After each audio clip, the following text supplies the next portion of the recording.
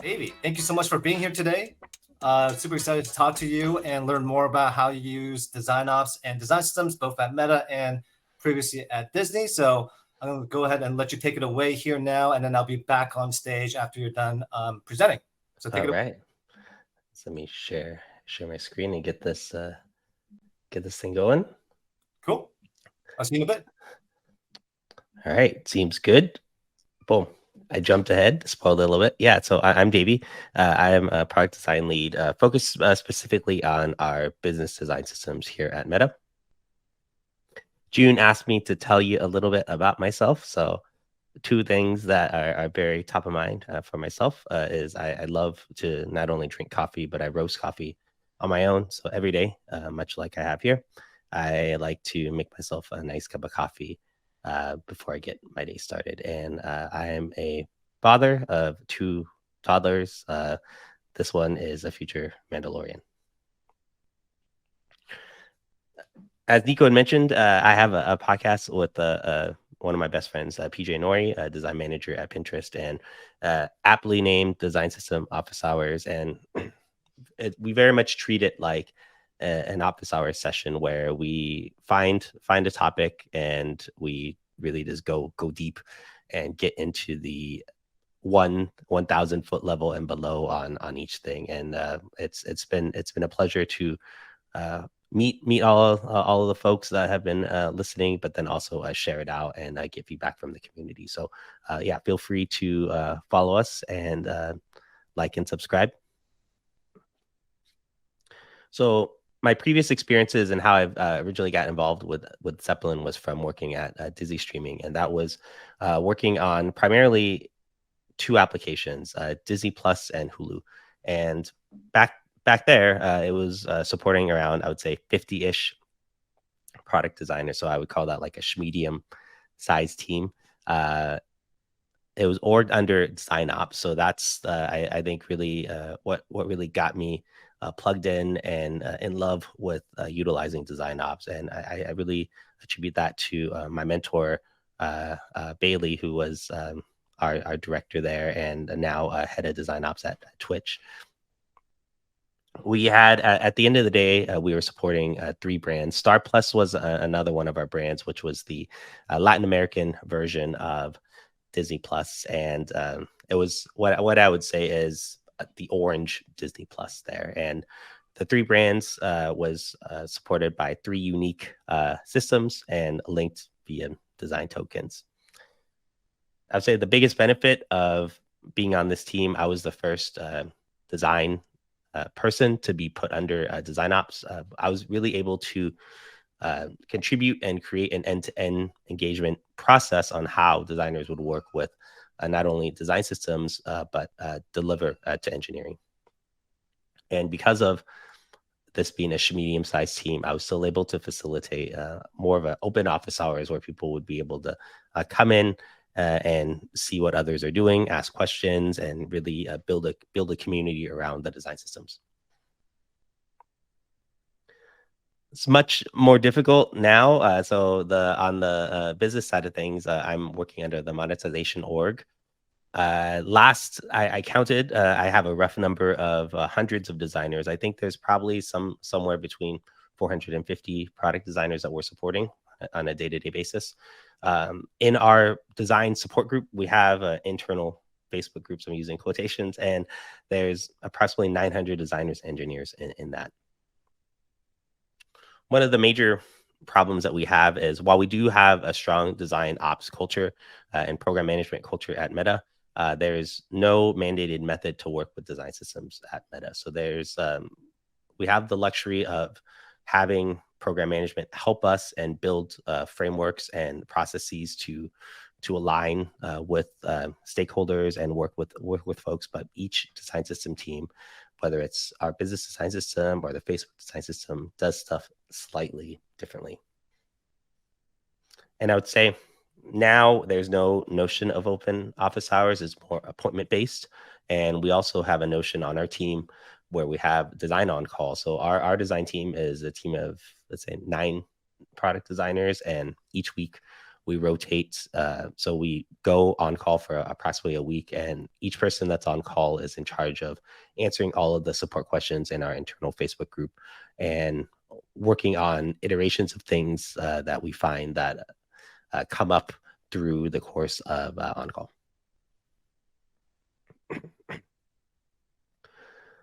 So DesignOps, I think, ties very, very closely with design systems, and it's very much people, process, and tools. And how this manifests is from the people point of view, it's design support, it's training and education, and then it's comms and outreach. So those are the things that are more people related. In terms of process, that's engagement and governance. There's design delivery framework. So if you were able to catch my talk at Harmony, I talked a lot about design delivery and how I would set things up in Zeppelin for engineers. Then there's a task intake and contribution model. In terms of tools, I think this one's the most common, obviously, because it's the most tactical. It's the component library and the documentation itself. So in terms of the different methods of comms that I've been working with now, previously at Disney, it was very heavily relied upon to utilize like our smaller design all hands meetings, which was approximately 50 product designers, but then also product management, which would really just bump the number maybe up to 60, 65-ish. It's a bit harder now to do this at our scale. Like there's no easy way to communicate in a synchronous meeting type platform like this. So that's a little bit harder. What we try to do is become consistent with the way that we communicate. So the most effective for us is doing a team, I would say, Facebook group post. Another method that we've utilized is there's a notion at Meta about writing, and like that's a very big part of our culture. So we write these medium-sized articles that we share out and really try to get folks to adopt and consume. So those articles are typically about different methodologies that we may be like taking part in, different updates that we might be doing, that sort of thing. I also used to be very heavy on utilizing Slack to at here and then get people to like read things like release notes or updates. And that while it works in situ and it works immediately, messages have become very hard to crawl.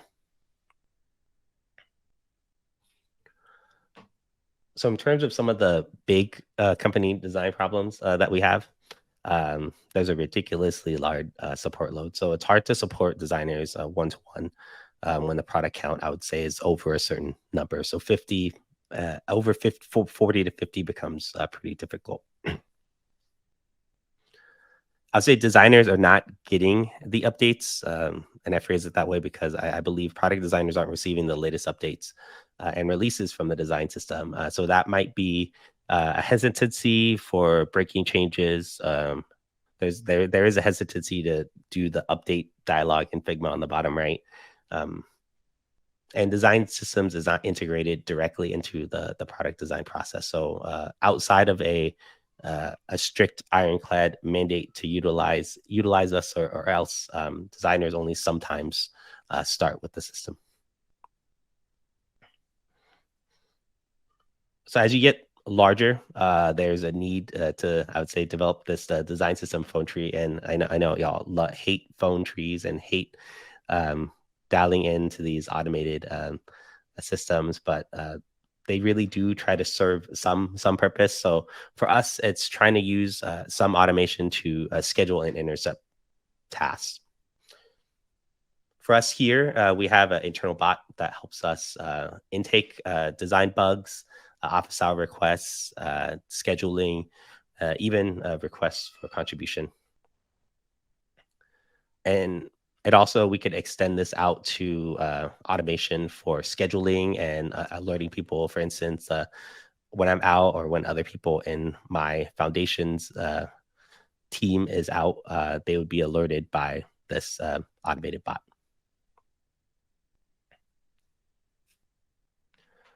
So this is a little snippet of the shareouts, and I went back in time, and then I went back to some of our release notes at Disney Streaming just to see how they may have been, and I think they were very similar. So this used to be a message that I used to post in Slack, but this is a message that we post in the Figma dialogue when we do library publishes.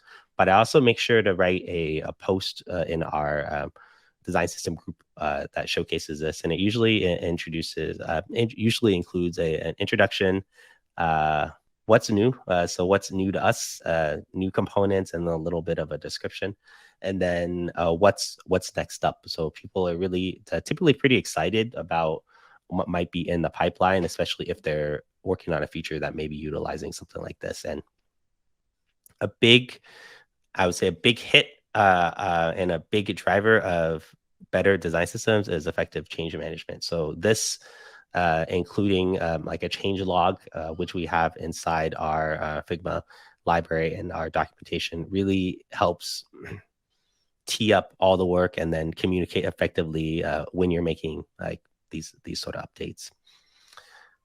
One thing that we've been trying to do is how do we reach more people with the same amount of information?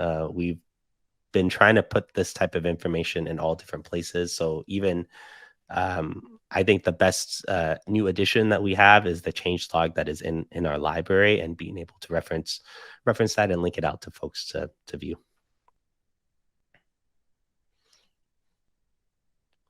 So I talk a lot about the end-to-end framework. So I want to talk about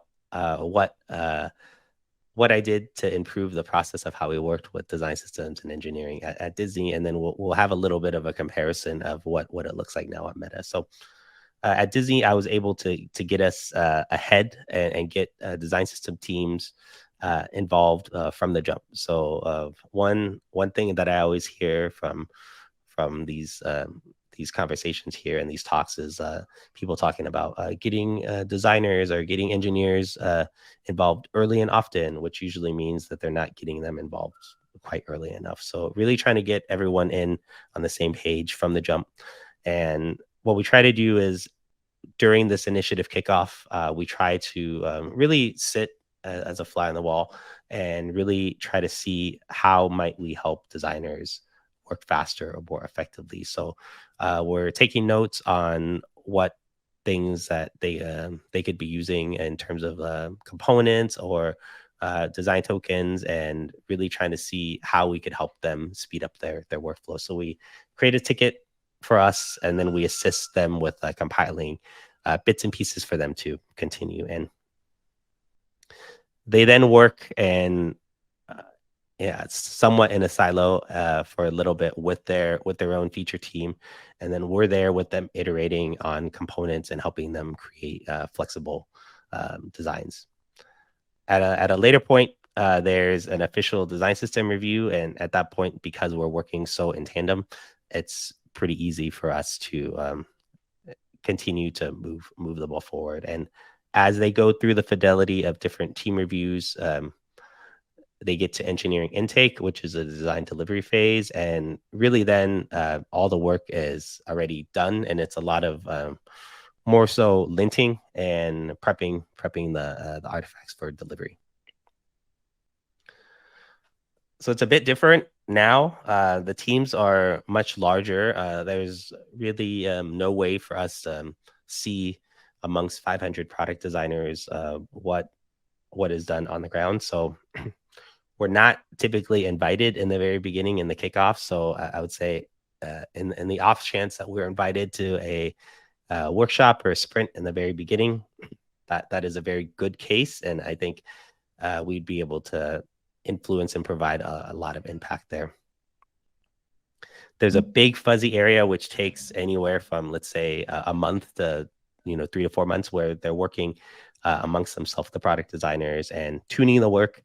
And then there comes time where the product engineering teams for these features are about ready to pick this work up, and that's when we usually get requests for office hours or support requests. And this is very, very late in the process. Keep in mind, a lot of the product decisions have already been made.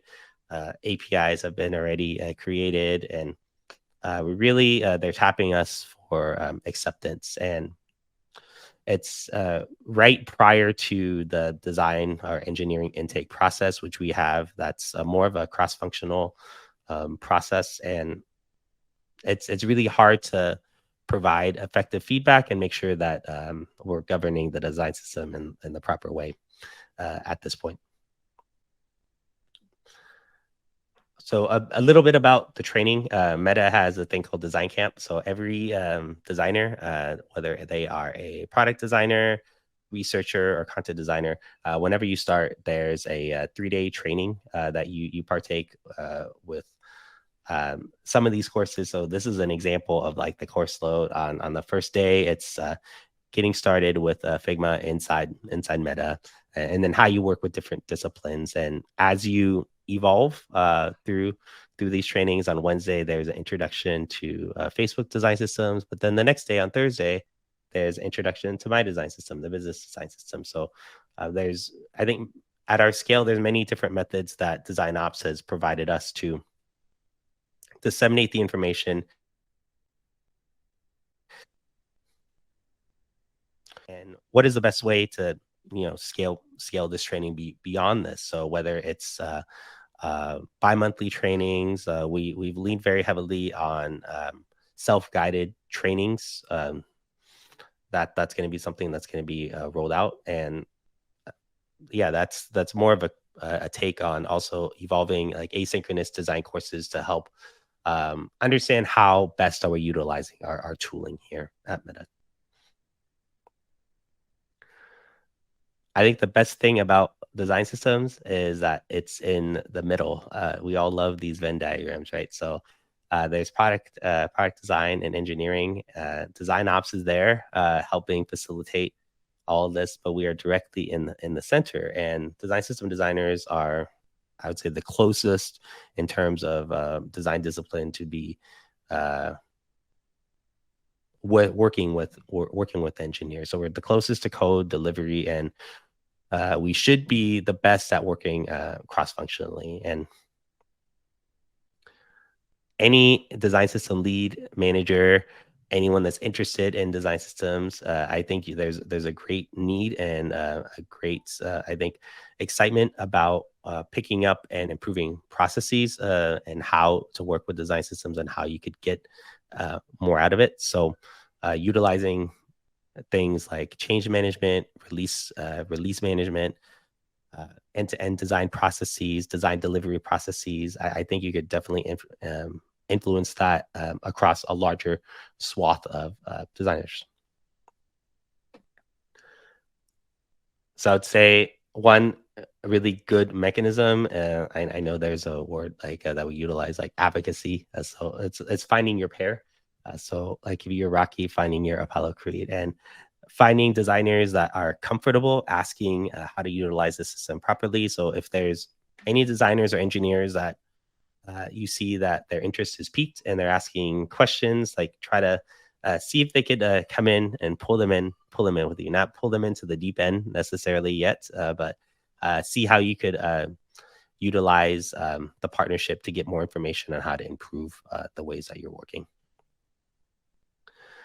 And then be aware of common methods that product designers in your specific space, so in my case at Meta, work, because it may be differently for sure than how we're working at Disney Streaming and other places.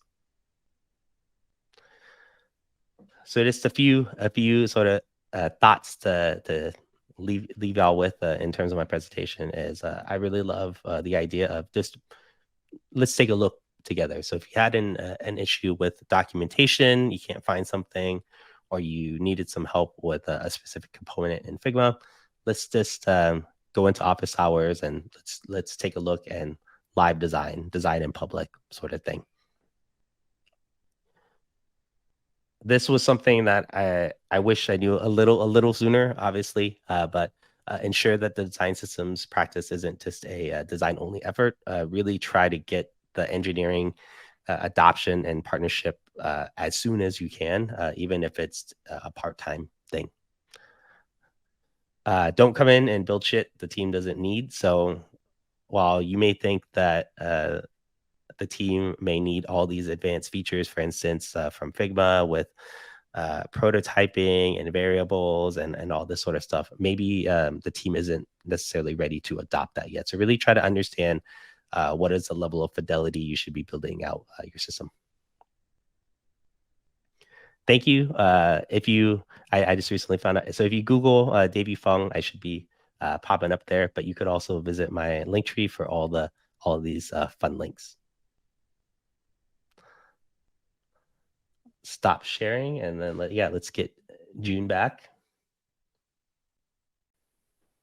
All right, that was great. Can you hear me? Cool.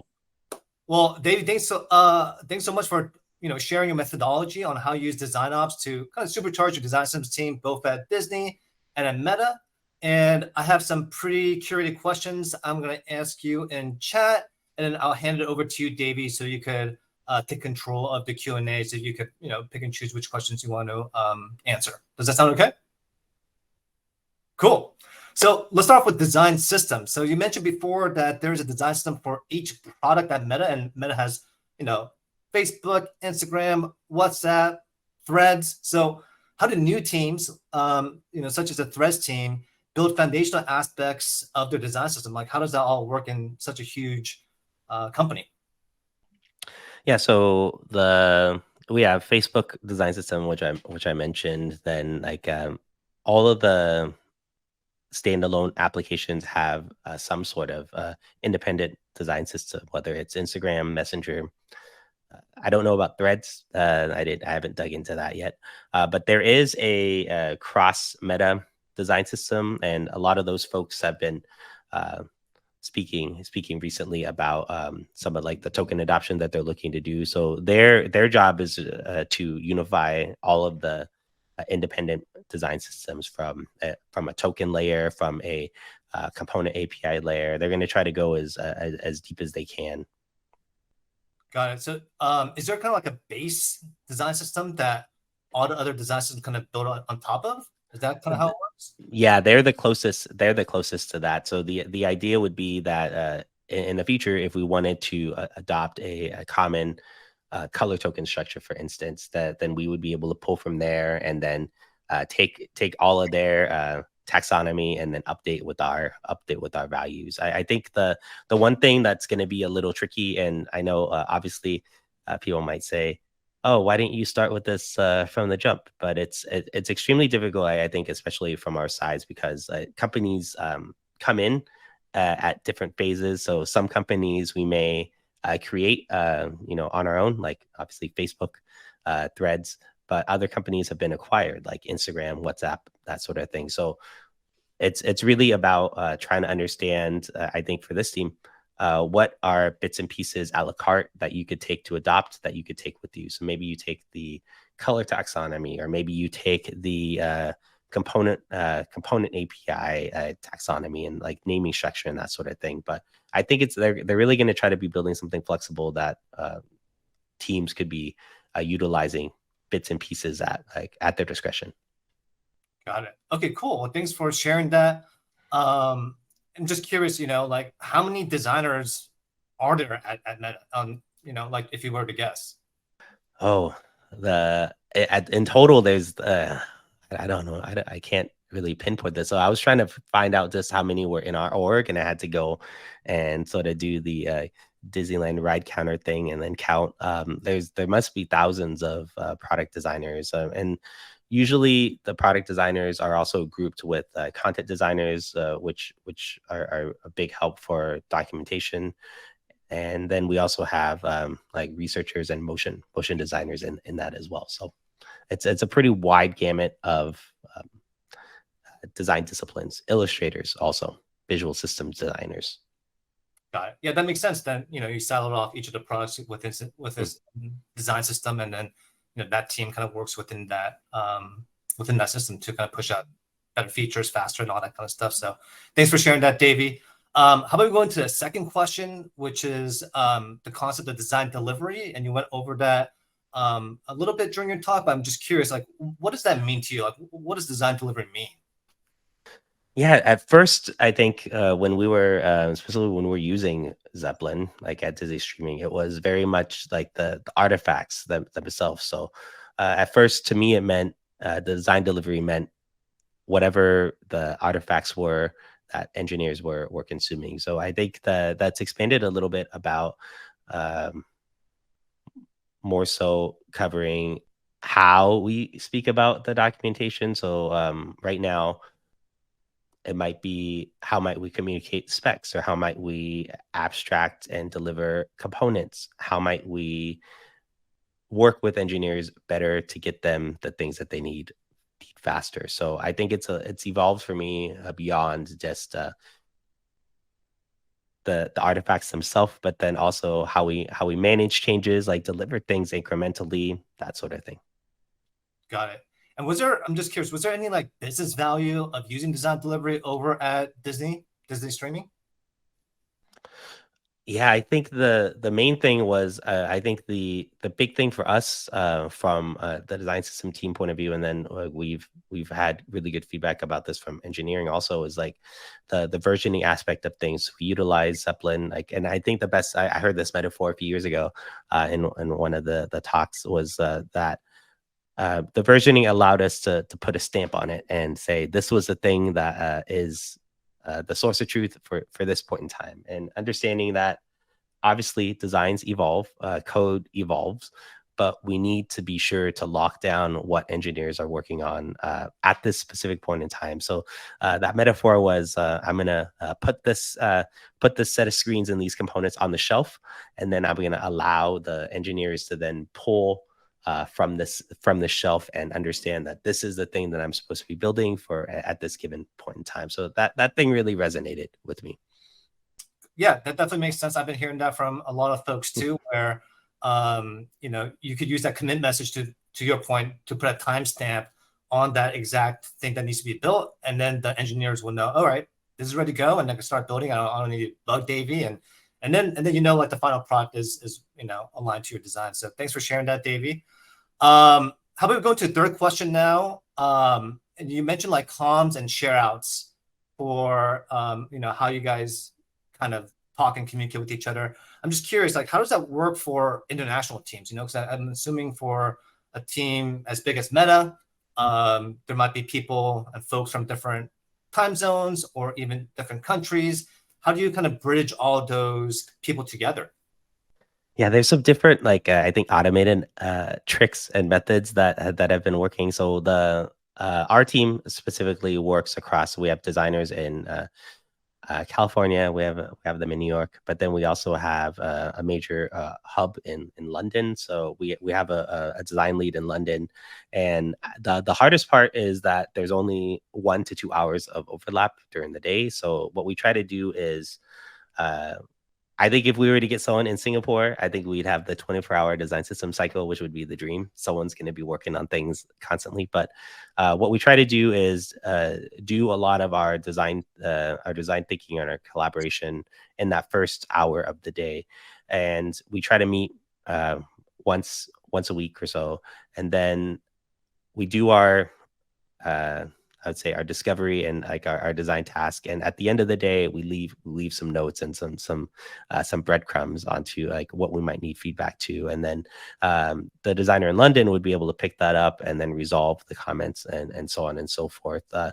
I think for in terms of like messaging, like what we've been doing is in our chat platform, there's an ability to either send silent messages, so you could tag it as silent, or you could send them to delay to show up and ping them only when they come into the office. So it would ping them at 9 a.m. local time for them. So we that's pretty common practice, just as like a I would say a courtesy sort of thing. So you're not pinging people like in the middle of the night when unknowingly. But I think one of the trickiest points is just trying to collaborate during that short time window that you have together during work office hours. Got it. So I'm just curious here. Is that tool that you mentioned, is it internal that you made at Meta, or is it like a tool that's available public? Oh, that one is through. So we have so that my internal Facebook group thing that I mentioned. So we have this app that we use called Workplace. Other people use it, and you could use it on an enterprise scale. I don't know how much it costs, but it's basically like business enterprise Facebook, and it includes like a business enterprise messenger. And when I was using Slack, I was really trying to understand different methods to utilize and develop Slack bots for this sort of thing as well. So really trying to get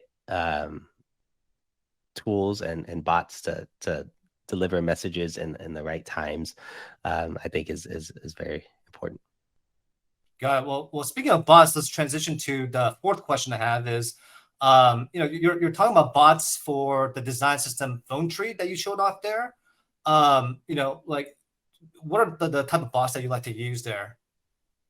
Yeah. So yeah. So these are ones that have been built internally. So there's different methods to the common ones that we've seen would be in our support channel. Like if you were to hashtag Figma, or for instance, like we have a script that says if you hashtag Figma in the support channel, create a ticket and tag members of my subunit. So the three designers that are in my subunit. So we'd be able to then see everything that is tagged Figma or component library related.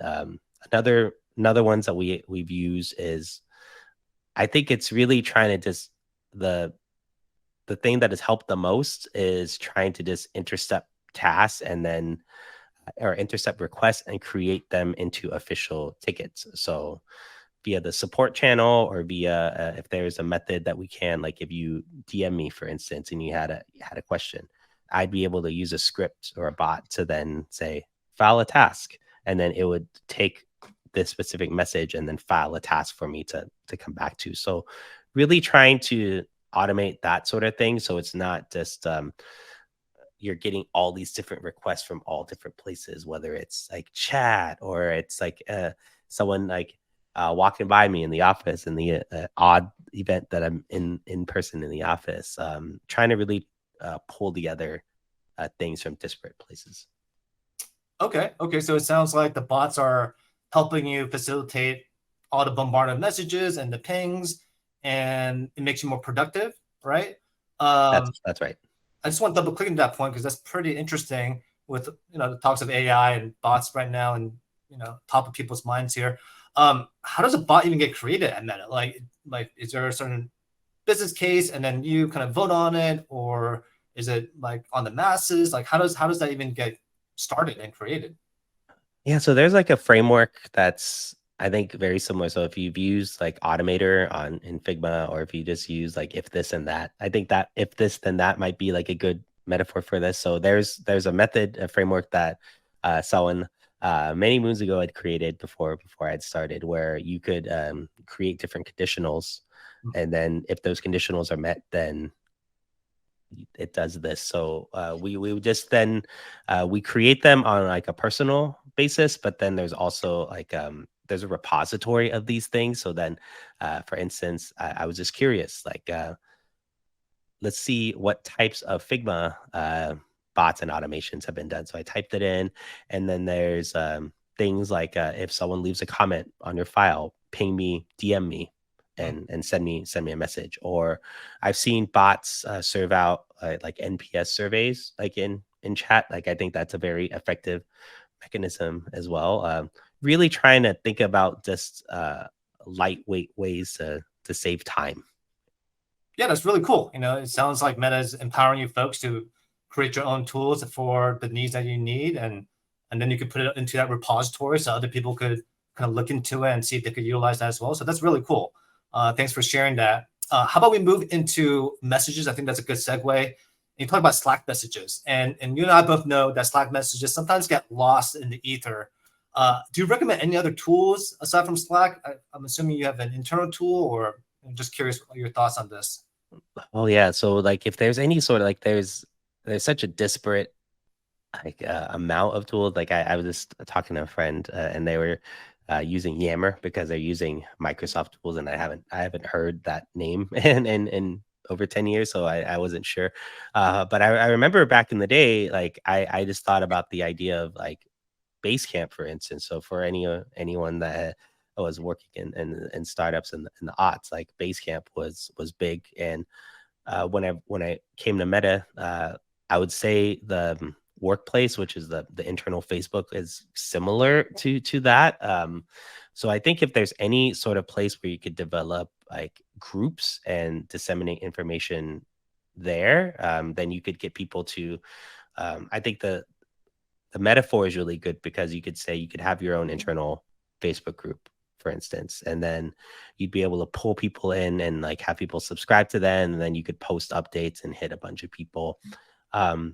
Slack or Discord, I think the issue with it is that just specifically in public design channels that you might have, it's a fire hose of information. And I see this even in just using Discord for fun. So like if you're like in a Discord with like some gamer friends and you don't look at it for 6 hours, it's like good luck.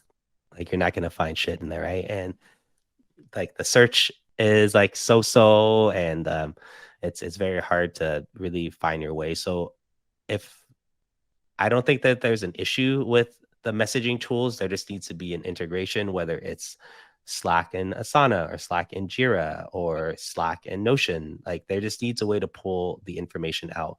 One of my pet peeves in Slack or in our messaging platform is utilizing, like I love to be able to utilize smaller groups for conversation. My pet peeve is when one person creates a private channel with me and the other person, and then they want to add another person, so then they'll create another channel with the third person, and then they'll create a channel for the fourth person. And the thing with these is that the information sort of stays private in that sense, and it's really hard to pull and search and that sort of thing. Yeah, you know your example on the Discord messages when you're away for 6 hours really resonate with me. Even with Slack, you know, and then you have this little ticker that says, "Oh, there's like 150 messages or whatever messages." It's kind of hard to digest all of that. And I like your point of kind of distilling the information down so you get what you need. And to your point, integrations. I think that's really important. And yeah, I think that there's no perfect messaging tool out there right now. I think everyone has its kind of faults and stuff like that. But your point on all these private groups and the information gets siloed is probably not a best practice, right? Because kind of just lives within that 2 or 3 or 4 or whatever else, and then the information gets lost. I'm curious, is there like a methodology that you use to kind of prevent that from happening? So, for example, if I private message you, hey, how do I do this in this design system? And is there any way you could make that more public? Or I'm just curious how you would kind of combat that problem.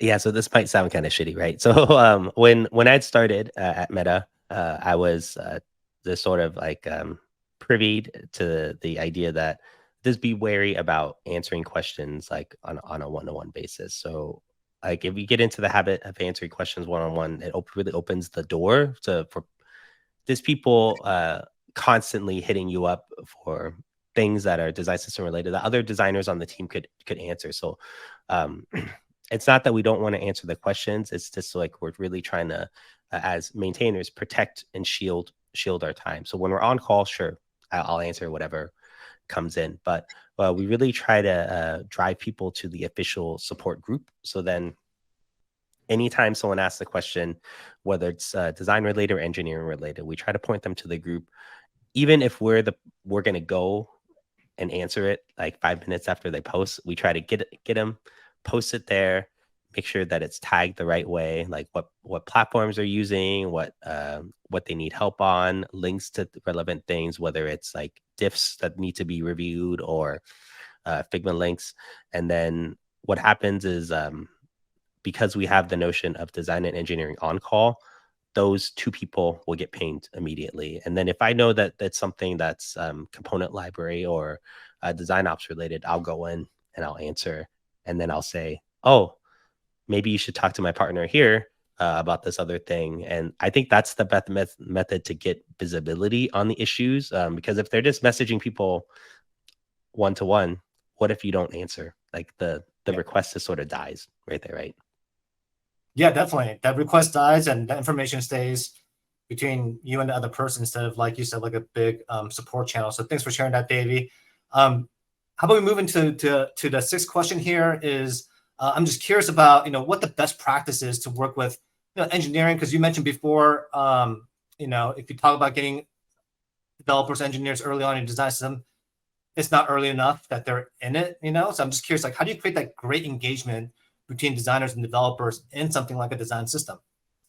Yeah, I think there's the myth that maybe engineering managers that just told us this like over the course of many years, or product owners, like where engineers don't want to see this shit until you're done. It needs to be fully baked. Like I don't want to be reviewing this stuff. And yes, maybe I think sometime in the past that may have been the idea, but I've gotten specific feedback recently that engineers specifically want to be involved this during the early design kickoffs, and that really goes completely 100% against the fact that engineers need to be protected and can't look at stuff that's evolving, because I think at the end of the day, engineers want to be able to contribute to the product thinking and the design decisions. Like if we're not being good partners and waiting for like a engineering intake method to bring them in, all the design decisions and the product decisions have been made, and they're really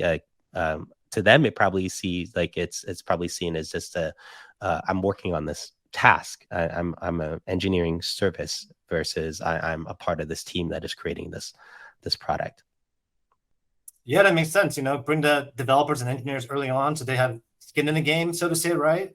And they have their voices heard and they can actually contribute to making the design system, and I feel like they'll utilize it more, if they have a voice in it earlier on and they can put their opinions down as well. So appreciate you sharing that, Davey.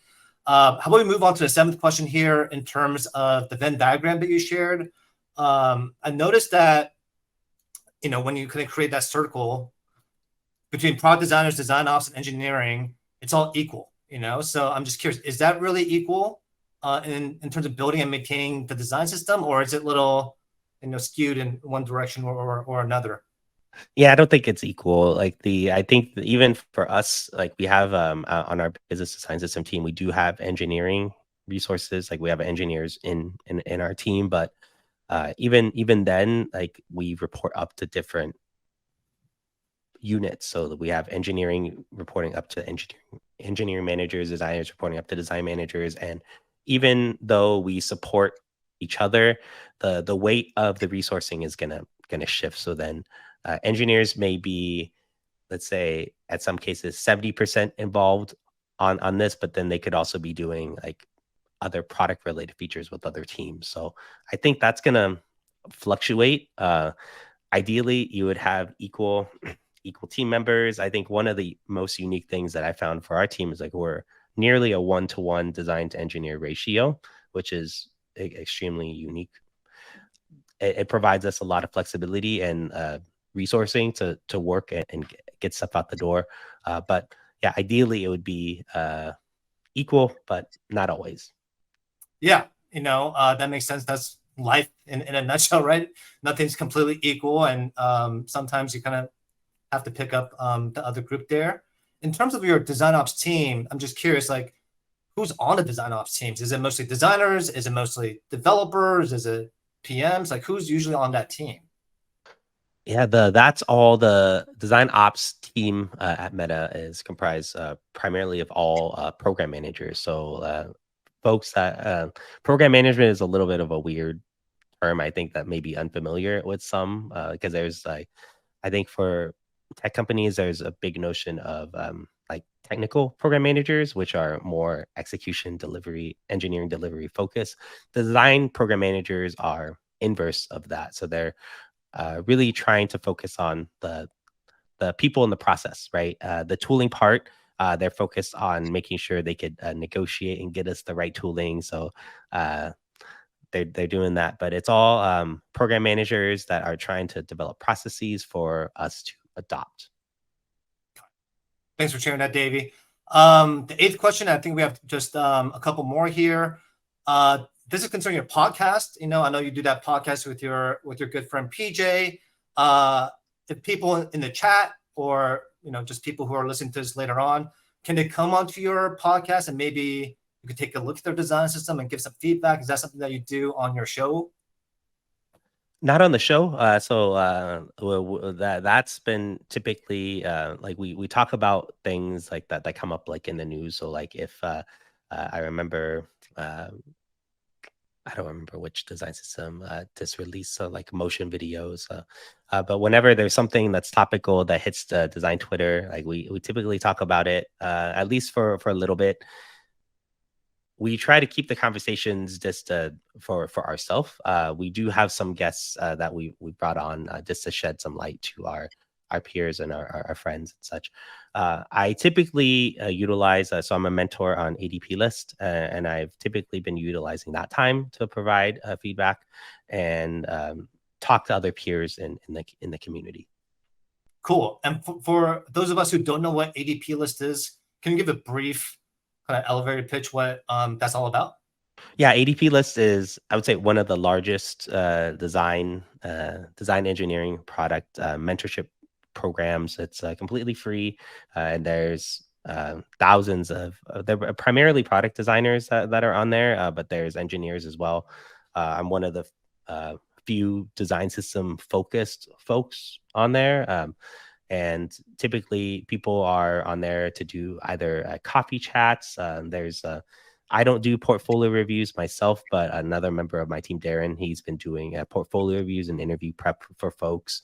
But there's that sort of stuff that's going on. There's a design system conversation, career advice, and it's utilized both for like coffee chats or for medium term like mentorship opportunities. Very cool. Very cool. Steven posted a link. Yeah, adplist.com. There you go. Thanks, Steven. All right, last question in the chat before I hand it over to you, Davey, so you could answer some questions from the people who joined the webinar today. What's the best way to know you're building, meaningful shit? Like how do you know? Like if you just started at Meta, how do you know what to build and that'll be actually valuable? Yeah, so I'm hoping that there's some notion of feedback that you've gotten. So whether they're surveys or interviews with designers, the first thing that I did was scour through and see what surveys that our DesignOps team had done previously. So there was a few surveys that I looked at, and the perfect example was there's this thread about components being broken. I was like, oh, like, what do you mean components are broken? It's like auto layout wasn't working. I'm like, okay, well, it's not necessarily easy, but that's definitely an achievable task that I could fix. And then, so I found that nugget, and then we've done 3 usability surveys, utilizing the SUS, the system usability scale model. And really that's used to measure, I'm utilizing it to measure the usability of the component libraries themselves. So after I ran the first survey, ding, ding, it was the auto layout and primitives or like typography and color not being linked properly, things not being responsive. So my main design partner, Casey, and I just went, and then over the course of a quarter, we fixed everything, refactored it, and then we not only cut down on detachments, which was like something that was a big issue for a while, but then also sentiment and usability had increased. So surveys are easy.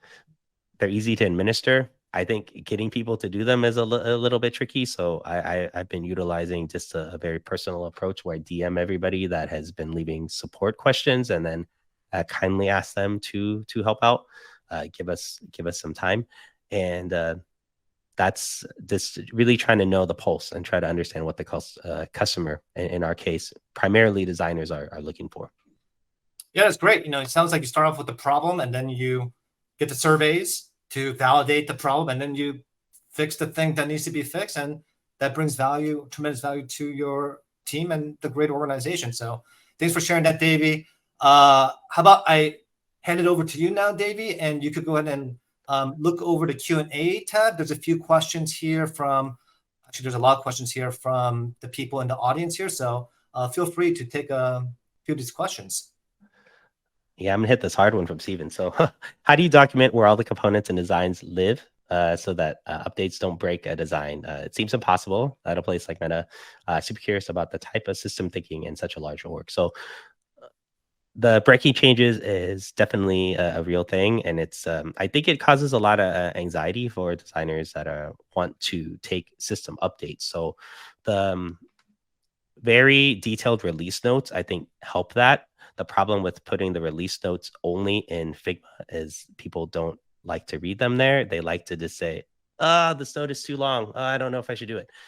So what we try to do is then we'll create a post on our support group about it. And sometimes myself or my partner, Casey, will create videos and showcase, if you taking this update, you're going to get this new whiz bang thing, like whether it's like min-max or any other thing. But there has been cases where, for whatever reason, like when we change properties in components, it resets the components, and then designers get really upset. They raise a red flag. They post in our support forum, help, and then usually we'll get to them within a day or so. Like we have an SLA of responding to those support requests within. Right now it's 36 hours, but usually we respond within like a business day, and we usually try to either diagnose and fix the problem for them, or we'll recompose the component and let them copy and paste it. So I think the white glove approach for bugs, I think, is probably the easiest way to alleviate these problems, but it's not something that is that we could avoid. Cool.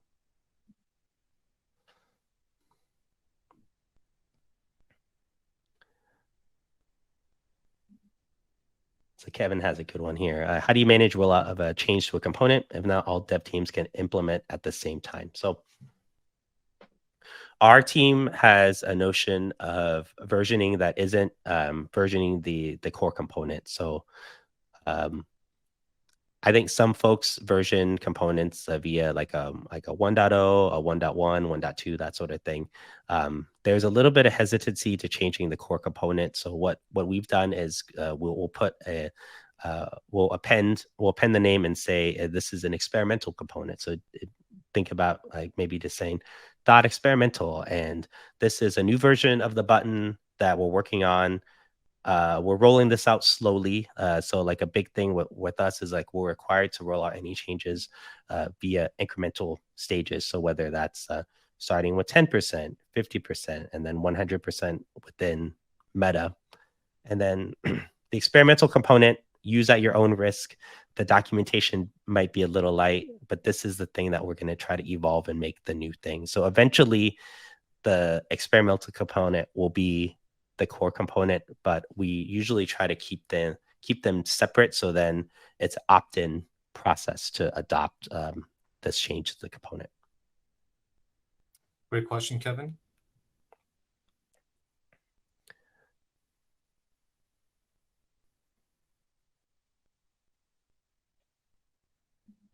Steven has another good one. I love this one. So what's the philosophy of designing components for better buy-in? So smaller components allowing for more freedom, or template-based components for more consistency and speed. So there's a good discussion about this on Twitter. I don't remember who had started. I might have been Dan Mall that had started it. Hi, Dan. About like what might be the easiest thing to adopt, whether it's tokens or components. And I would say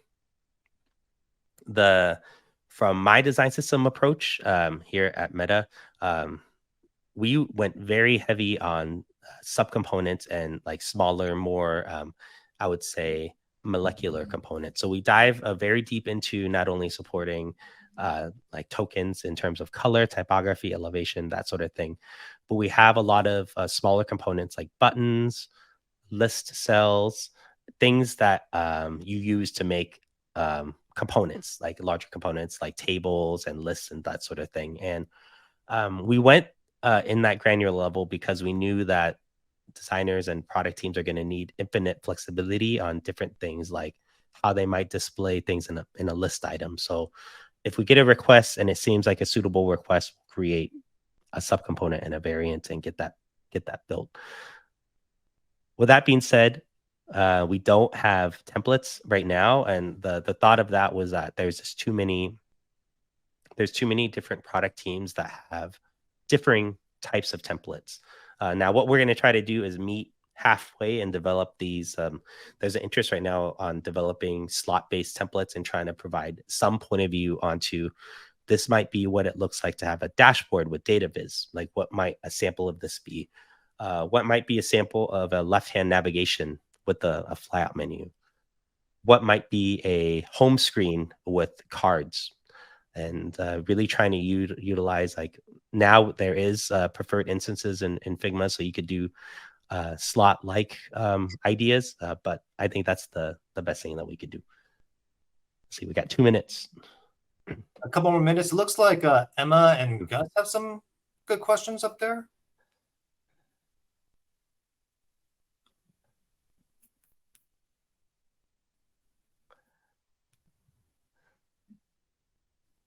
Yeah, so Emma's question is about my portfolio, and as someone who's worked on multiple design systems, I'm curious on how to set up case studies. So I don't have a public portfolio now. Yeah, Emma, if you want to DM me, we could talk about this offline a little bit. But what I've been trying to do, like when working on case studies, just to have in my back pocket, and the advice that I've given is design systems. I think specifically if you're thinking about like the people, process, and tools, like could really you could really separate the case study in that fashion. So a big thing that I've come to realize is, like, when I've been on the hiring manager end, hiring managers and recruiters really just scroll through your portfolio. So their interest is peaked. They see this portfolio. They see maybe a big a big splashy image, and then they're just scrolling down to see if they could see things that they pique their interest. So whether that's DesignOps or design tokens or Figma or prototyping, like they're really trying to get this surface level information, so then they could pass it to the hiring manager to then make a deeper decision. So the case studies, I think, that are utilized for designers and hiring managers initially may not need to be as robust as you may think. The case studies that you may be presenting in your portfolio, most likely in a 30-minute, 45-minute presentation, needs to be a little more verbose and stretched out. But a big method that I've been just trying to utilize, specifically in communications in Meta, but then also utilizing this on my own case studies, is just bullet pointing things whenever I can. Cool. And what's the best way for Emma to DM you? Hit me up on Twitter. That's Cool. the easiest way. Let's see. So what are your favorite design ops resources, podcasts, books, blogs, Twitter profiles? So for design ops specifically, there's a design ops assembly, and I know Zeppelin, you guys have been partnering with them. So they have some good trainings that I've been meaning to look into. There's also a design ops summit that is hosted by O'Reilly. That may be less design systems specific, but I think it's a good broader look at design ops and the practice there. It's still and we talked about this, June, like design ops and design systems is still so new. So I think really trying to garnish as much of these resources as you can is good. In terms of specifically for design systems, there's a Design System University from Dan Mall. I know y'all may have seen him present at one of these webinars. But then also, I think you all at Zeppelin are doing a lot of good design ops and design delivery stuff. So I think these are all good resources. In terms of podcasts, I don't think that there's that many design ops specific ones. Like I've been trying to touch on it on ours. There's another design systems podcast aptly called Design Systems Podcasts. I think that one's more interview based and very much more product focused, 10,000 foot view. So I think that's another good parallel. But there's a good book about I think it's called Articulating Design Decisions. That's a good one that I've been coming back to. I've read that twice. And then let me see. There's a really good book from Peter Merholtz, who was from Adaptive Path, about design orgs. Let me look at that. I'm scrolling on my phone here, just trying to look for the org design for design orgs. So Peter Merholtz and Kristen Skinner. So that's another good one that's you could read, or then it's also on Audible. So I get a big kick out of design books that are on Audible. So anytime any sort of design book comes on Audible, I'll scoop it up. Cool. Well, David, thank you so much for the tips. Looks like we have a few other questions here. Is it okay if they DM me on Twitter? Is that still cool? Yeah, just DM me, and then we'll keep the chat going, keep the good vibes going. Cool. Well, I think your handle is Cobra Dave or Cobra Dave. Cobra Dave. Yeah, that's me. Yeah. And if you if you just Linktree Davy F, or if you just Google Davy Fung, like I'll pop up right there. Cool. Well, question from Steven and Carla and Man and Tyrone. Feel free to message Davy, and then he will answer those questions for you. But I just want to say thank you for your time today, Davy. It was really awesome to hear your story and your journey about using DesignOps and design systems within your own workflow. Anything else you want to plug before we say goodbye to the folks here? No, that's it. Thank you. Yeah, thank you everyone for coming through. Yeah, there's quite a bit of people that came through live. So excited to share this time with you. Like it's always an honor to share time and speak about design systems and design ops. Cool. Well, thanks everybody. If you miss anything, feel free to catch the recording on our YouTube, and I'll see you soon, David. Take care. See you, everybody. Bye.